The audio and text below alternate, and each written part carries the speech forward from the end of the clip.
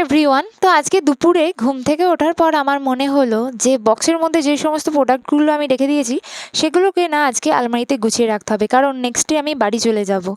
তাই সেগুলো একটু ভালো করে গুছিয়ে রাখলাম। আর তারপরে সন্ধ্যাবেলা আমরা সবাই রেডি হয়ে গিয়েছিলাম, যাচ্ছিলাম মেজদির বাড়ি, কারণ আজ ছিল দিদিদের বাড়ি কালী পূজা। আর আমরা সবাই মিলে চলে এসেছিলাম দিদিদের বাড়িতে। দিদির বাড়ি আমাদের বাড়ি থেকে খুব একটা দূরত্বের না, ওখান থেকে 15-20 মিনিট মতো লাগবে। মাকে দর্শন করিয়ে দিলাম। আর এইদিকে হচ্ছে রান্না। আর রান্না হচ্ছে দিদিদের কারখানায়। তো দিদিদের না মুড়ির কল আছে, তো চলো এই ফাঁকে একবার দেখিয়ে দিই। তো এইগুলো হচ্ছে মুড়ির কল। তারপর আমরা সবাই মিলে চলে গিয়েছিলাম খেতে। তো খাবারের মধ্যে ছিল ফ্রেঞ্চ ফ্রাই, কচুরি, ছোলার ডাল, আরও অনেক কিছু। তো খাওয়া দাওয়া কমপ্লিট করতে করতে আমাদের 11টার মতো বেজে গিয়েছিল।